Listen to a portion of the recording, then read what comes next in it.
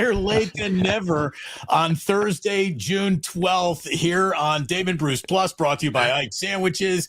Oh, look at us. Technology, Sam Batesh. It ended up breaking our way for the very first time. I guess there was like a Google shutdown or something happened to the cloud today, a cloudy day, not just over San Francisco, but over the entire internet. No. Global cloud.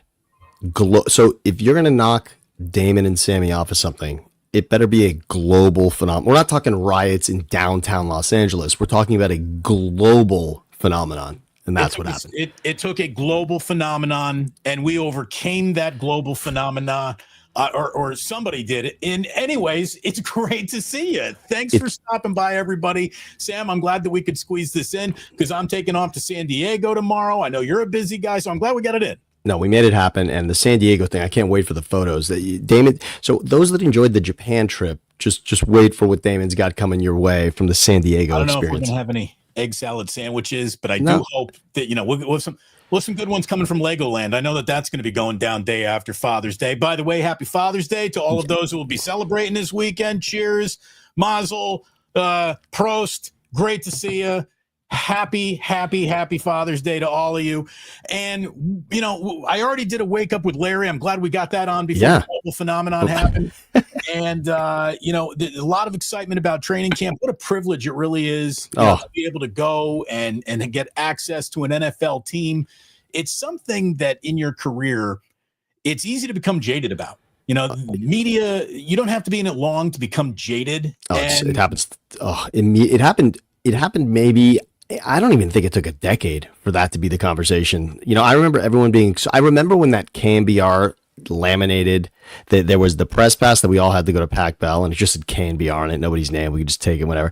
Right. That felt so cool. And then I remember it was like, I got to go to the game. And we could walk to the park, and people were still complaining about going to the game. It's hilarious. But for you, the access you have now, I love that you bring it here. It was fantastic. It was an awful lot of fun. And, it's something that I'm really excited that I get to watch up close. We all, of course, go through the entire process of preseasons and regular seasons to get to a postseason to reach a finals, which the NBA is in right now. And what we saw just last night in game 3 of the NBA finals was, I thought, one of the best NBA final games I've ever seen. Now, game 2 was such a dog because it was so one-sided that I mean, Pacers fans were turning it off. And then the story was ratings. What are we watching sports for, Sammy? What do you think people watch sports for? For the stars, for the competition, for a good game, for a tight game, for rooting interest, just for watching? What do you think is the number one thing that draws people to just tune on a game that they really have no rooting interest in, they just want to watch? So number one, and people may deny this, but number one, a close game. So what will happen is a close game will get you texting other people, right? Twitter will start to tell you to turn on the TV if something is coming down to the wire, or if something is a potentially historic record-breaking performance. Those are the two things that will bring people to the television, right? So Shohei Ohtani's 5 for 5 in Miami. He's about to break 50-50, right? Like Dodgers Marlins is not on your radar that day, and all of a sudden the internet and your friends are telling you, like, you better watch his last at bat, and there he goes, 6 for 6 with another home run. Like, okay, so those things will happen. And then let's talk about game 3. Basically a tie game, game 3 of the NBA Finals, 6 minutes to go. That's all of a sudden people telling you, like, you got to watch this. Like, Shea's having a great game. Halliburton's having a great game. The bench is out of control. McConnell's throwing shit in. I mean, that's everybody's got to watch it. And there's the spectacle of Pacers aren't supposed to win it. Of course, remember, OKC's not supposed to win it either. So it's interesting no matter how it comes down to it. And I would say game 1 similarly had the, oh my God, if you turned this off, trust me now, it's interesting. And then you get people coming back to it. But overall, you're not talking Knicks Lakers here, and that would get people to sit in the first quarter. And that's not the case right now. That's not at all the case. I mean, there is an element to specifically the NBA. It's not just sports where people are, they're they're star fuckers for a better, people who just are there for the LeBron story, for the Steph story, for the big major market story, for the David versus Goliath story that you sometimes get. Like, that's what people, and like, to me, I don't care who's in the game. If it's a big game, I'm watching it. Like, it's just, that's kind of who I am. But why people care about the ratings is so weird to me. Like, unless you're a network executive, unless you're an advertising salesperson for TV or the media, why do you think it is that fans, and you, I mean, look, you were in this world so much more than I ever was, Sammy, because you were in TV. I was just a radio bum my entire life, right? So why is it? And there definitely is an element of the media loves covering itself. The media loves covering itself, but why do you think the ratings headline connects so much with the casual fan? It's because of what you just said. The media decided to make that a talking point for each other. And that, I think that really poisoned the water across the conversation for everybody, because instead of being at work discussing the game, now people feel, oh, I'm going to take this conversation to another level. I'm going to be more sophisticated and talk about the fact that, oh, not everyone's watching this. And now I have a conversation that's beyond the game. It's into the media. I'm sort of behind the curtain now. I understand things. And the reason the media likes talking about it is very simple.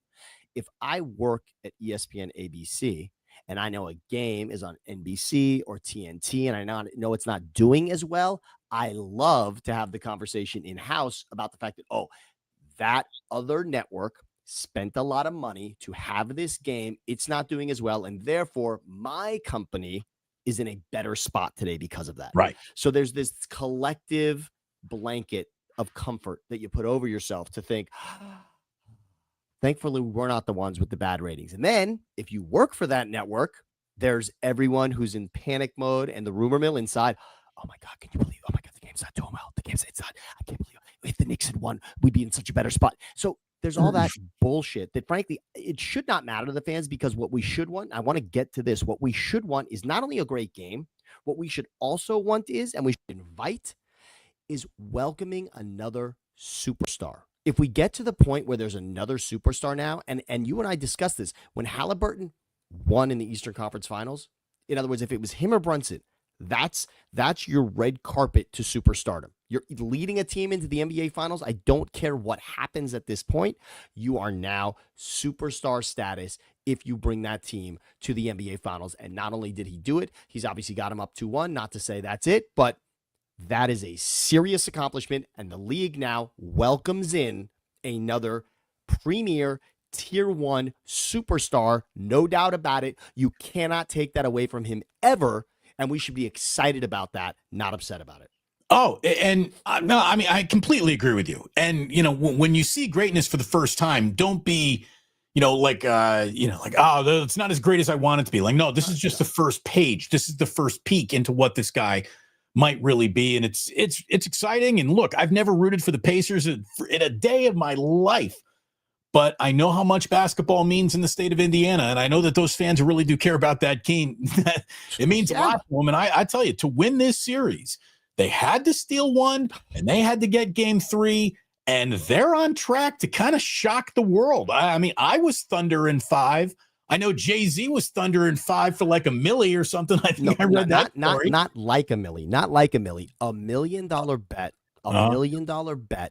Thunder in 5, and of course losing game 1. That actually, in a way, that helps your math, right? I mean, you got to get to 5 somehow. So when they lose game 1, it's not over. Right. But of course, losing game 3, yes, that ends that bet as a possibility. I also want to speak to one other thing, which is hilarious, because I listen to the radio, I read a lot, as you and I do. We're consuming this all the time, and I feel like you and I are smart enough to get 20,000 feet above sea level a lot of the time, and it hurts in these conversations, because 2-1 today, Pacers, is one conversation. And should this go 6 or 7 and in favor of OKC, just think about how different. Just go back, we will go back to this, and we will reluctantly watch what we thought, because everybody is forced to have the conversation today as if the series is over. And of course, it's not a best of 3, it's a best of 7. This can change. This Thunder team is capable of doing it, and it's just a shame that we have to have this conversation, this tantamount conversation about what it means right now. Right. And I just don't want to lose sight of the fact that this can change so dramatically in a week. 2-1 is not the end of a series. It's not the end. If Jed Holmgren decides to report to the NBA Finals, something could change. That guy's been a little absent so far. Anyway, look, I love it. And you saw the commissioner after game 2. Because look, like we said, Pacers fans turned off game 2. That's how much of a runaway train it was for Oklahoma City in that game. So, he's up there having to take questions about the worst rating since a game 2, Lakers in the bubble. And, he got defensive, and I don't blame him, because it might not compare to what that was. However, it still is far, far and away the most watched game on TV so far this month, other than game 1. So people in the media keep framing stories trying to make today's rating and tomorrow's rating sort of an apples to apples. It's not even apples to oranges. It's apples to teeter-totters at this point. Like it's totally two different things. The ratings world that used to exist and where we are now are two totally different. By the way, the Rockies just walked off the San Francisco Giants on getaway day. If it's a close game that makes ratings go up, there's going to be a lot of pissed off Giants fans after that one. Giants. Well, luckily, the Rockies are having a special season. So that makes season. 13th win of the year, I believe, for the Rockies. But that does end a 7-game winning streak for the Giants, and that's a tough one. Rodriguez who gave it up too. Rodriguez has been kind of fire out of the. Everyone likes him better than Duvall right now, but I will be there Saturday, Damon. I'll be there for Dodgers Giants. Of course, those are always fun. So now and when both teams are good, it means a lot more. And you could argue right now, Dodgers. Who's the better rival for the Dodgers? Yankees, Giants, or Padres? It's the Giants. The Giants are the Giants. The Giants and Dodgers are the rival. Not even the Yankees. I don't want to hear that. They used to be in New York. No. Giants, Dodgers. That's the rivalry. Cut print story. I'm all for it. I love that. So I want to ask you one question. Now, I got to give credit to my buddy Josh Goldman, Goldie as we call him, and he was a tremendous researcher for years. He's an awesome producer, and he and I are talking sports all the time. And he hit me with this the other night. We were having dinner, and he says, "What do you think? We're seeing Caitlyn Clark. You saw her. They flashed to Caitlyn Clark during the game, during Game 3 last night, and I know they have a winning record with her in the building as well, but." By the way, speaking of ratings, WNBA ratings are in the tank 50% without her, right? It's amazing what she is, right? And to talk about what her meteoric rise is, I want to ask you this question, and I want everyone in the comment section to come up with this. And in the comment section, be honest with yourself and be honest with us, and think about the friends in your life that are not diehard sports fans when I ask this question. Who are the active current NBA players who are more popular / recognizable than Caitlyn Clark? When you think about that, I want you to get your hand out and I want you to count on your fingers the players that are definitively 1,000% without question in your mind not as popular. I'm talking about being more popular. I have no idea what just happened right there. Caitlyn Clark. Damon, great day. It is a global phenomenon. Again, tearing you and I apart will take something that is beyond the atmosphere for that to happen. But maybe it was because I was setting up this question, Damon. If you take out your hand with 5 fingers on it, can you get to 5 current NBA players who are without question more popular than Caitlyn Clark? Let me think about it for just a second. And while everyone in the chat, who I know you said, dude, yes, let me tell everyone it might be a little past lunchtime today. You can go to Ike's for dinner, baby. Yes, that can officially happen. You'll be very happy when it does. Get yourself to Ike's. By the way, my media assets are not clicking right now. Get out of here, Ike's. What is going on? Is this part of the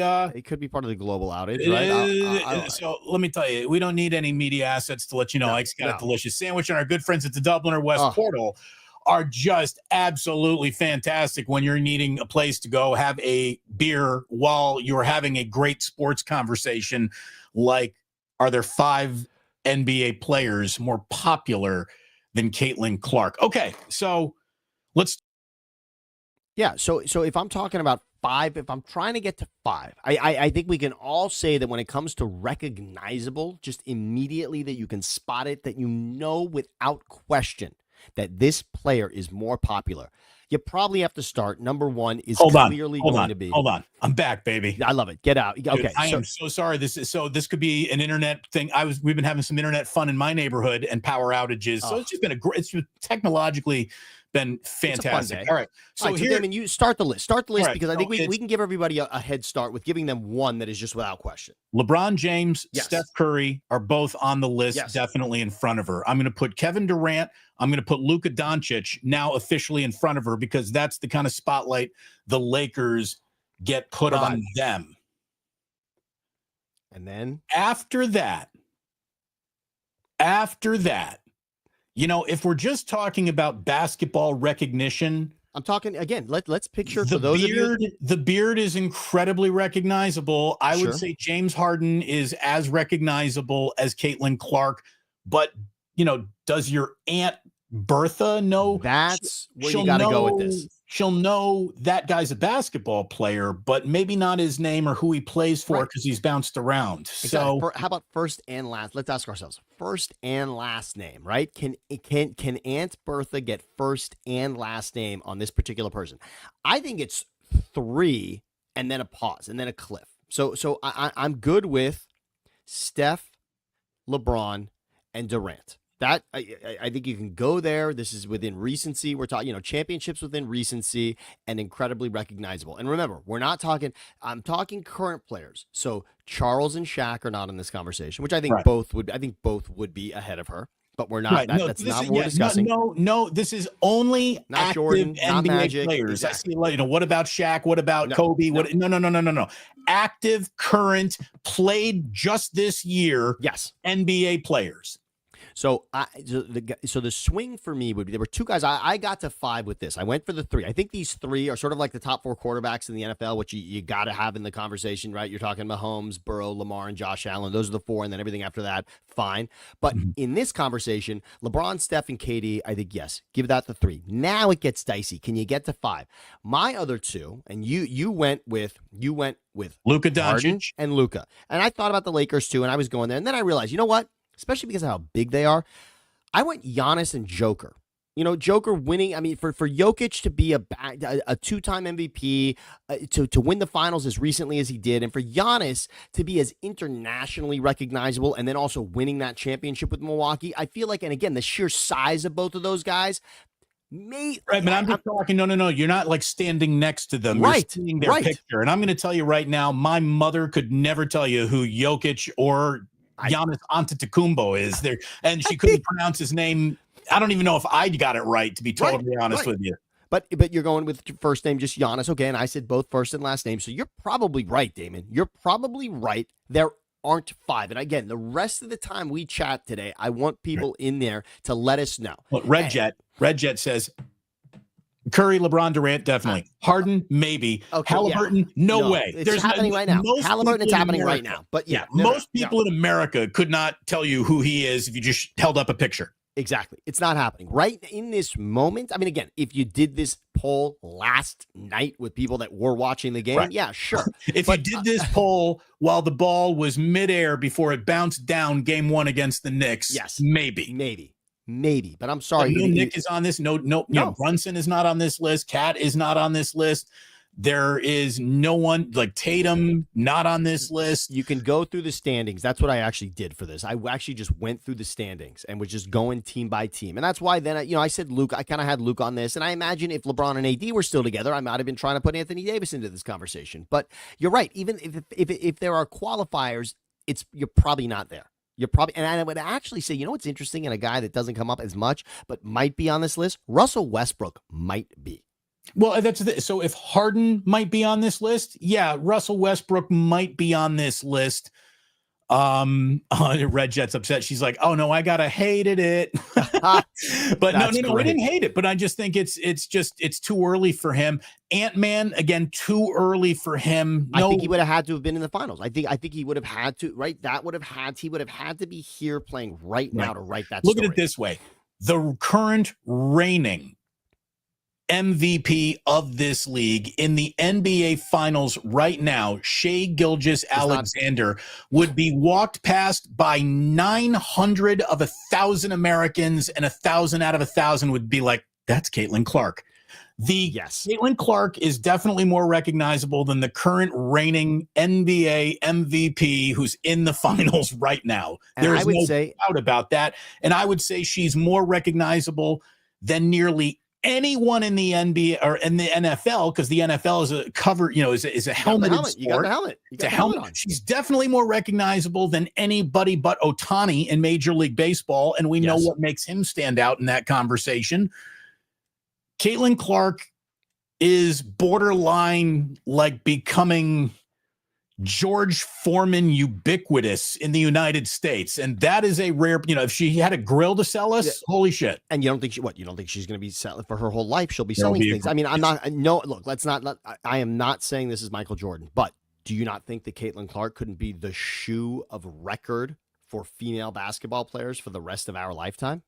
Look at it this way. She right now is as culturally significant as any female athlete has been in the United States throughout the history of sport. And I do not say that with disrespect, with any, like, she is up there on the same mountain of female sports recognition that Billie Jean King reached. Serena Williams, 1,000% is there. So now it's Caitlyn Clark for sure. And, no one's recognizing Babe Dietrich Zaharias right now. No one is recognizing at this particular time Chrissy Everett right now, or Martina Navratilova, or Monica Seles. Monica Sorenstam. Well, yeah, no, I mean, look, maybe, because there was the conversation about, potentially playing and competing at a level with and against men, so there is that. By the way, Angel Reese wants you to know that she is on this list, and she's not. And she's just not. Because if it was just a college basketball list, if it was just a women's college basketball list, yes, she would be. But we're talking global phenomenon. We're comparing this to Kevin Durant. Right. So we're at that. Right. Kevin Durant's the entry point. That's the price of entry. That's it. So you're your grandmother who knows, oh, he's KD, right? I mean, that Caitlyn Clark's at that point. So it's really interesting, and that flame is burning bright. And again, I don't want to say it's a negative about these NBA finals, but look, this is how it happens. And maybe Halliburton or Shai, depending on who wins this series, maybe the skyrocket will continue for one of the two of them should this go their way in the NBA Finals. Because now you're talking about 6 months of this player being the conversation in the NBA. Of course, until free agency hits, and then when Kevin Durant has a new team, that he'll be right back there and steal the spotlight. Do you think that Bluey is now like more recognizable than Smurfs? I think it's the blue cartoon character of record at this particular time. There's not even, yes, you're right. Gargamel and Azriel are not getting the recognition as Bingo. Right? So I think you're right. You're so right about that, David. By the way, since we're talking about the media loving to blow itself, can I just say there is a theory, and this directly relates to basketball once again, that I think it was Cowherd that floated the thought balloon. I saw Nick Wright amplify it. And maybe it's even carrying out more today in the headline that, nobody who the Knicks are even trying to talk to wants to talk back to them or is being allowed to talk back to them. Billy Donovan, bull shut that down. Jay Wright said, what are you out of your minds? No way. I'm too handsome. You can't pay me enough. Very true. So that's all on the record. What Cowherd, I guess, came up with is that the reason why the Knicks actually got good, no team gets good overnight. The Knicks have been a 3 or 4 year actually makes sense pieces put together basketball team, which is the exact opposite, where it didn't seem like one move was really connected to another for years there. So what allowed this 3 or 4 year window of actual competency to hire Leon Rose, get out of the way, get out of Thibodeau's way, let them make decisions on big paychecks and big players and blah, blah, blah, blah, blah. And the theory was it's because James Dolan has been building the Sphere in Las Vegas. And having been to the Sphere in Las Vegas, I can tell you that that is James Dolan's crowning achievement on this planet. There's no doubt about that. It is incredible. And the Sphere is special and awesome. But then all of a sudden the Knicks became the cool thing again, and Chalamet showing up, and everybody's excited about that. And so James Dolan, now that the Sphere is open, turned his attention back to the Knicks. And within 5 minutes, Thibodeau is fired after getting this team, an eyelash away from the NBA Finals. And with Jimmy Dolan back in the room, that's how you get this situation. And you can tell that they're not prepared for it. And it's herky-jerky move. And Jimmy Dolan's back. And I got to tell you, I know Colin is just spitballing this. He's 100% right. That's exactly what freaking happened, Sam.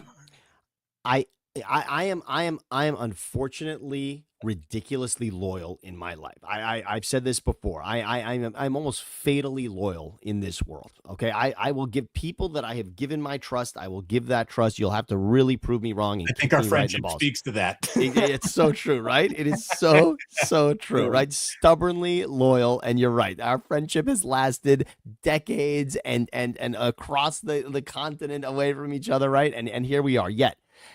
This is what I don't understand.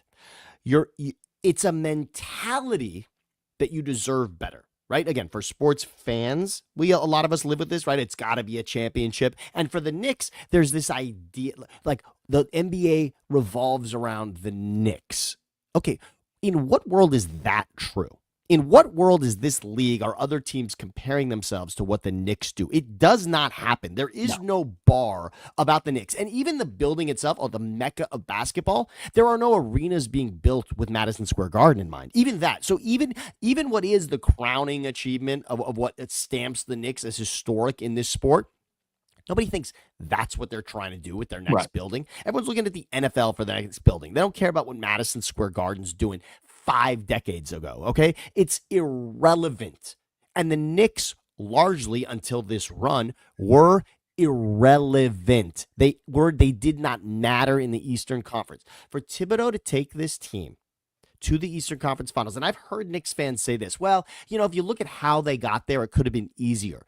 This is what I was talking about earlier. We're here in a 2-1 situation in a series, dissecting what may or may not be for the Thunder and for the Pacers, and it's too soon to tell. Winning series in a season and moving on is what you are judged on as a coach. The idea that we're dissecting this from game to game, it's best of 7. You're either beating the other team or you're not. You're getting to this other level, to this next tier, to this next series, or you are not. And Thibodeau has done something that this team hadn't done since 1999. The fact that he is out of a job is miserable. It's disgusting. It's disrespectful. And now it's irresponsible because there isn't a better answer. And you know what? You can go back and play this. If the Knicks are in the NBA Finals next season with the next coach, no matter who it is, then we are wrong. And if they're not, then Thibodeau is right, and that is how we judge sports, period. Cut print. You're right. And, the number one, I can already, I could feel it coming from Knicks fans and media alike, because I can predict these folks. I know where they're going before they even get there. And, the reason why the Knicks were in this is because Tatum tore his ACL, or the reason why the Knicks were in this is because the Pacers took out the Cavs in the first place. Hey, maybe even if that is true, it doesn't matter. It's not up to the Knicks to make sure the right opponent gets there, reaches the next round that will make them qualify for what you think is this counts or not. Do you know who thinks this is a massive fucking accomplishment for the Knicks? How about the former MVP, trust the process, seemingly next face of the Eastern Conference, Joel Embiid? Yeah, I'm sorry, I'm a bitter Sixers fan. Ask Joel Embiid what it's like to be in the Eastern Conference Finals. You know what he can tell you? He can tell you what it looks like in high definition on his fucking couch. The Sixers with Embiid, trust the process, him, Simmons, Jimmy Butler, Tobias Harris, Doc Rivers, whatever you want to throw at this team to make it better, because they were going to be the next best team in the Eastern Conference, and they were going to be better than Giannis and the Bucks, and they were going to be better than the Celtics. No. The decision not to draft Jason Tatum has come back to bite them in the ass so many times. It's unbelievable. And on top of that, that team never made it past the second round. When the second round of the playoffs starts in Philadelphia, I call my family back home and I say, welcome to the NBA Finals, because that's where it fucking ends every time. Getting to the Eastern Conference Finals is not easy. And the Knicks just did it, and they don't have any of the players that I just spoke about. Well, and you know what's amazing is now, so how would you like to be the next guy walking in there? And the standard is, oh, what? So I got to win it? Like, what coach can you hire outside of Mike Malone right now who comes in with already a ring on his finger? We all know things can change quickly. Technically, Mike Brown is a ring on his finger, but not as a head coach. And you know what I mean? You know, they are fooling themselves if they think that the only thing remaining is the championship that they were, you know, almost unfairly denied winning this year because they were it's the kind of hubris that comes with being the son of a billionaire who's never had to even experience the concept of earning anything. It was all just given to him. And go read Phil Jackson's book. Was that just a beautiful walk through the park with what he did in Chicago twice? What he did with Shaq and Kobe? Was that easy? No. These people at one point hated each other within both of those locker rooms, and yet stuck together enough to know that the collective was better than any of the one single parts. And that is what winning and sustaining success in sports is all about. Ask Belichick in 10 years, ask Brady in 10 years, even ask Andy Reid and Mahomes. As much as they're doing fucking State Farm commercials right now, I guarantee you something ugly is going to come out years from now on how they were somehow able to stick together despite X, Y, and Z. That's what you have to do. Your personality has to be calm enough in the moment to understand what it takes. And You're right. Mike Malone is maybe the guy who's got the ring, the pedigree to get this. And guess what? He rubbed people the wrong way. And that's probably why the Knicks won't hire him now, because they feel that Thibodeau rubbed people the wrong way. You got to rub people the wrong way to succeed. Literally every inch of New York is built on the concept of rubbing people the wrong way. So, I mean, that should not be like some foreign object has now entered what was once a pure environment, for goodness sakes. So, careful what you ask for, you just might get it. A question popped into my mind officially 7 minutes too late, but let me ask you to go back to a topic that we were just talking about. Is Draymond Green more popular and recognizable than Caitlyn Clark? If he is. Because he is the kind of guy who's crossed over. And a podcast now. NBA knows about him, and because of the television exposure, he is the rare current NBA player who got on the desk and was part of the big TNT goodbye kind of everything, you know. So and the podcast, the platform that you and I are on right now. Draymond lives in this. He plays in these waters also. So he makes current active opinions while he is a current active player on a platform where people are finding more and more opinions now every single day. So Draymond lives in this place also. Maybe it is Draymond. I will also say perhaps because I think the tie to LeBron, kicking LeBron in the NBA Finals and leading to that championship also ties Draymond into that as well. Yes. So maybe you got a good point there. Maybe within the orbit. And, and Red Jet says he's popular because he's villainous. Well, and yes. How often are we attracted to the villain? Every great story. The reason why Disney connects with children so much is because Disney was not afraid to scare the shit out of a 4-year-old. And the first time you saw The Wicked Witch of the West and Wizard of Oz, that scared you. And the first time you saw... how about Scar? How about the fact that your uncle killed your father? I mean, is that a good villain? Here's a good villain. That's terrifying. So you're absolutely right. And by the way, I didn't give Draymond full credit. Not only is he tied to that incredible moment with LeBron, who's on our list, Kevin Durant. He's the reason Durant's not a Warrior, right? So he's tied to Durant also. He's tied to 2 guys on the list. I think our best argument. Tied to a 3rd guy too, Steph Curry. Yeah, of course. Okay, so there you go. Right. So our best argument for number 4, and we're not to 5 yet, but our best path to 4. You're probably right, Draymond Green. because he is intrinsically tied to 1, 2, and 3, no matter how you want to rank them. Yes. And I would say that Luka became enough of a talking point and story nationally. I mean, I haven't seen a sports headline quite catch fire like that globally. And I really mean it, because that happened as I was walking off the beach after a fish show in Mexico. And by the time I got to a pool, you had dudes on mushrooms staring at their phone going, Luka got traded. And I'm like, dude, that guy's on mushrooms. Fake news. Fake news. I get back in the hotel room. I'm like, holy shit. He was on mushrooms, but he was also right. We all thought it was an Onion headline. And the reason is because Aunt Bertha can have an opinion about the Luka thing, because it's about essentially his diet, which is hilarious, which we've all dabbled in diet and weight issues over our years. And Luka is part of that, right? Wait, you're telling me the reason this guy's no longer the face of the Mavericks is because he's too fat? How is Status Hamantash doing? Status Hamantash is doing amazing. I just talked to her, by the way. There is an issue with her website. I talked to her today. I said Steta, and she's my Aunt Marlene. She's not my Steta. Steta means grandmother, but I said, okay, Steta, you got to get your shit together here, all right? If you want to be in the 21st century with me here, if you want to be in the 22nd century here with me, promote the website, right, without the website out. Let's go. Like, I got to get your cookies. I mean, yes, you're sending me cookies. They're amazing. I can't just send them from my house to everybody else. Let's get on. So she is getting on it. But Steta's Hamantash. How about this? I think she owes me a box of cookies.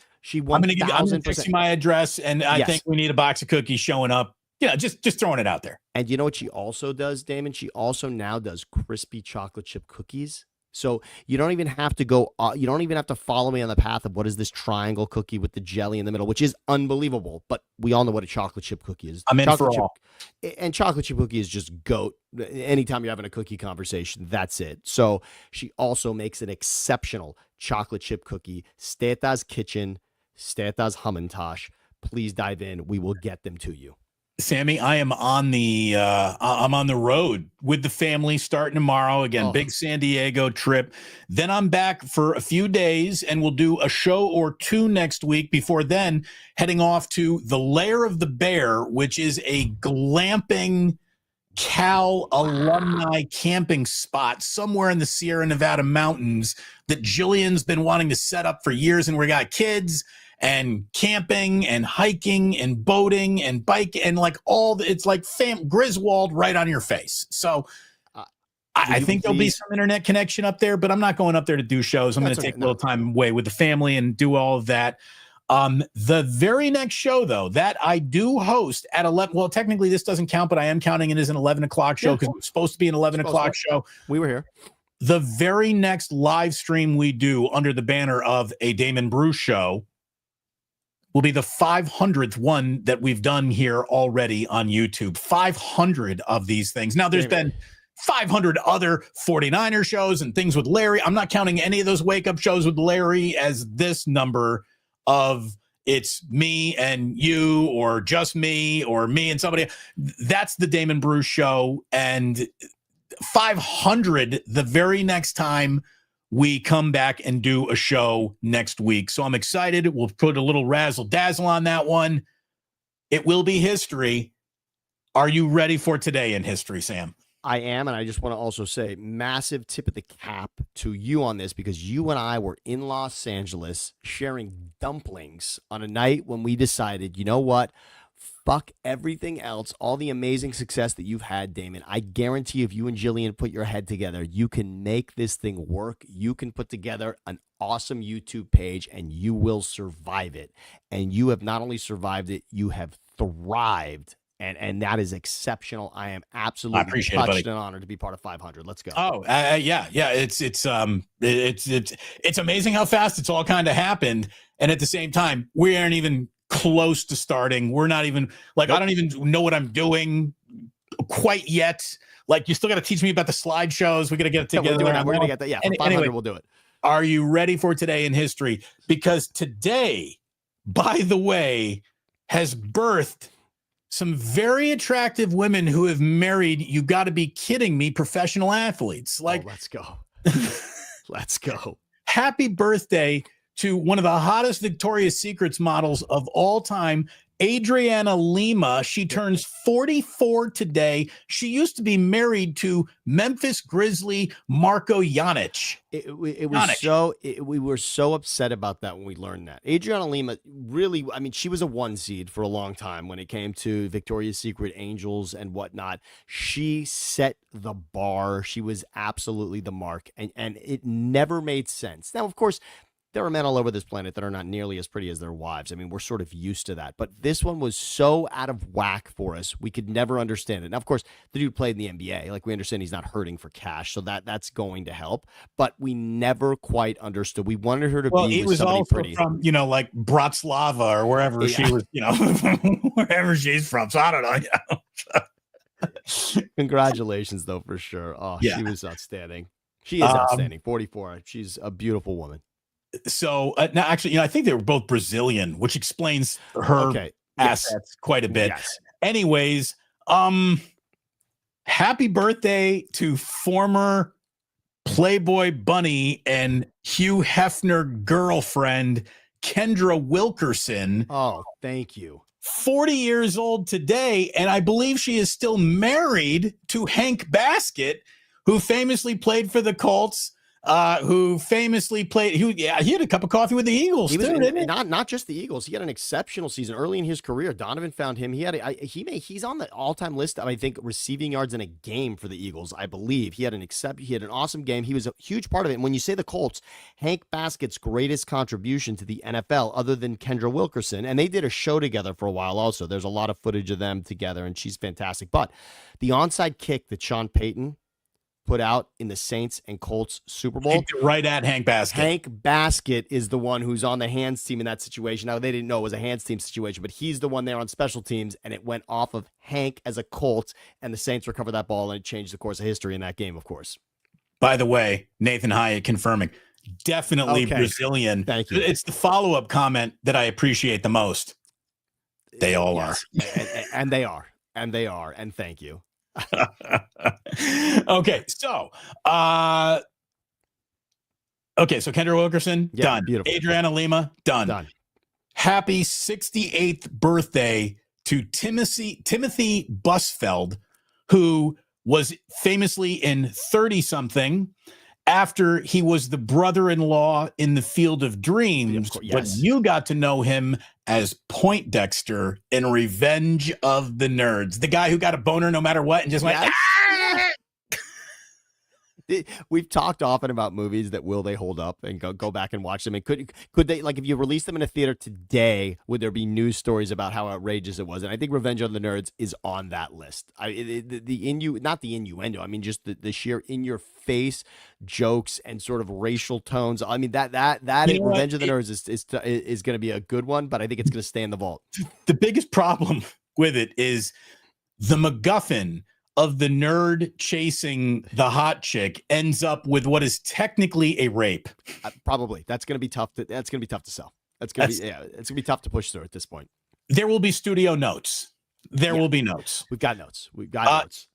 Today in 1939, the Baseball Hall of Fame opened in Cooperstown, New York. Happy birthday, Baseball Hall of Fame. It's a joke what you've actually become, what you've let sanctimonious writers omit major portions of history from the hall for what it has become. I think that Cooperstown, as much as, by the way, it's one of the most magical and wonderful places you could possibly go in your life. It is also part of the reason why I think baseball has lost a ton of credibility with some of its own fans even. And I think that, look, the Pete Rose thing that just happened with allowing him to get in, it's going to change this conversation. But I also want to say this. By the way, those crusty bastards still aren't going to let him in. You watch. It's still going to take some time. There's still going to be one more round of we're not quite ready, and then it's going to happen because no one wants to do it sort of for Manfred. I can understand that, but it will happen. And there will be, before you and I are gone from this earth, there will be a steroid PED wing. I just think that I just think that belongs as an ADU. Let's have the Hall of Fame with it is, and then you can have grandma and grandpa can live in the back at the ADU with the PED wing. I think that just we should have what Bonds did, the chase between McGuire and Sosa, what Clemens has brought to the game. Like we need that. And you can say what you want. It can be the X-rated section, but it needs to be there and exist. It needed to be there. I think we're all happy that it exists because today in 1972, Popeyes was officially founded in Louisiana. And I do love that chicken from Popeyes. I do think I prefer it over KFC because Popeyes is like officially not afraid to get it spicy. When you say make it spicy, baby, they will. And I like that. So my mom is from New Orleans. My uncle FJ worked at Popeyes in New Orleans for many years. He would double dunk the biscuits because they are dunked in butter. He would double dunk them when he took them home at the end of his shift. Strong. Popeyes used to be a delicacy for my family when we would go back to New Orleans to visit my mom's family before it ever existed in California. Remember, this was not a chain. This was a very specific Louisiana beautiful item that only could be had in that state, in that region. And we used to think it was so special. We would go, part of the trip was as we would arrive, we'd get a bucket of Popeye's chicken. That was so, and then when it branched out, of course, it sort of lost that luster to me. Nonetheless, delicious though. So I specifically leave movies out because I don't want to go down the rabbit hole of movies in this, but every now and then you run across one that is big enough to officially make the list. We have two of them today. Today in 1981, little movie called Raiders of the Lost Ark came out today in 1981. And then not as glorious as Raiders of the Lost Ark, but as glorious as a guy's movie that has ever been made. Today in 1987, Predator came out. So Predator in the theater, and at the time of our lives when it was, it stuck with me in a way that almost nothing else does, because it really, to be both an action film and a horror movie the way that it really truly was, I mean, it scared you to your core. You were rooting for good guys and bad guys, but it also scared you to your core. Yep. And you would never, and it was actually almost two horror characters in one, because there was before you're taking off the mask and then taking off the mask with the tentacles of hair and whatnot. So Predator was, that was an outstanding. Of course, Jesse the Body and Arnold and all of it. I mean, that I ain't got time to bleed. So good. I will say yes on we're talking about one of the few R-rated movies that I snuck into before I turned 18 years old. I snuck into Predator. That was a big deal. And I was, I'm 6 years old in 1981. Right. And I remember the first time I ever heard the word Blockbuster was because I was standing in a line that stretched. Me and my dad went to the Scotia Cinema for $2 and saw Raiders of the Lost Ark. And it was, again, 6, 7 years old. It was my first introduction to true movie magic. It washed over me in a way that, I mean, it was the opening of Indiana Jones is the single greatest thing that has ever I've ever. It's one of the great sequences of all time, and in my life, I cannot think of a sequence truly above it. It's the best. Okay, so just a little thing to end on here, Sammy, because all this moment did was create a spark that has changed every single element of our culture and media world. And I will give you clues working backwards. Would you say that media is in a place of such grave danger that we have lost the ability to blur between sensationalism and reality? Yes or no?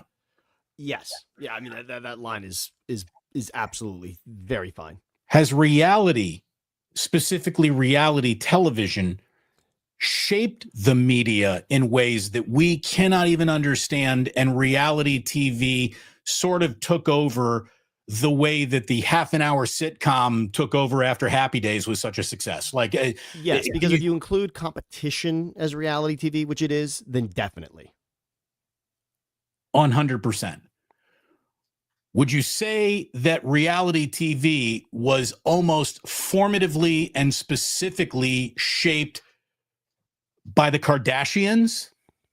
Look, they're in our they're in my backyard. I mean, Calabasas is a city that nobody knew of before that show, and now the amount of millionaires that are there. Yes, that show absolutely blew up that genre. It is that genre. Those women have been so ubiquitous in culture. There is like a Kardashian accent that has changed the way the girls talk. I think that they have so gotten everyone into, materialism that people are worse off for them. I think you could actually prove that Kim Kardashian was like specifically whored out by her mother to Vivid Video and the whole Ray J thing. Like, I don't think that they have been good for society. Entertaining, yeah, they're sugar. They're sugar. You know it's bad for you, even when you're at it, but there's an element where you enjoyed it and you keep ingesting it. Well, how did we ever even meet or hear about the Kardashians in the first place? Do you remember? Well, I mean, I'm remembering the OJ trial. I'm remembering Kardashian. That's the introduction to Kardashian for me, certainly. So, the Kato, Caitlyn, and that, that's where I'm going with that. And of course, I mean, Bruce Jenner, an Olympian before that, but I'm going to go Kardashian with the trial. Today in 1994, Nicole Brown Simpson and Ronald Goldman were murdered outside of their house in and what was it? Bundy. No. Where were they? No. They were in Bundy, and then OJ's place was in. Oh yeah. Okay. Yes. Not Bel Air. It's Belvedere. Yes. Yeah. O.J. Simpson murdered Nicole Brown Simpson and Ron Goldman tonight in 1994. And I'll never forget where I was when the news broke that O.J. was a suspect. It happened, and then the chase would appear during the middle of the NBA Finals, which the Knicks and Rockets were in. I remember that, man. And not only that, by the way, so Brentwood. Rockingham. Yeah, exactly. Rockingham, Brentwood. So, yes. So, thank you for that, by the way, for getting that for us. So this is hilarious in a story that is absolutely tragic. So, my dad, so you talk about when the NBA Finals, the Rockets and Knicks is cut into for the chase with the White Bronco. My dad had on hold at Galpin Ford here in Southern California. He had gone in, he had done all the paperwork for his new car. He was so excited. He was getting a Bronco, and he was so excited. And what they didn't have on the lot at the time, which he specifically wanted, was a white Bronco. So it took another 2 weeks. He is called the day after that chase. Raymond, your car has arrived. It is here. Come pick up the keys. He says to the dealer, absolutely not. I cannot drive that car. I cannot now own a white Bronco. He then had a green Bronco after that. It was gorgeous, but he had to wait then another week. The white Bronco stayed there. He got the green Bronco instead. He was about to be driving the exact car and knew he couldn't. That's a tough order there. That's it. How do you follow that? How do you follow it, right? You can't come home with the white Bronco after that. You just can't. It's like certain guys cancel. Like there are no more Adolfs. You can't do that again. Can't have a white Bronco again.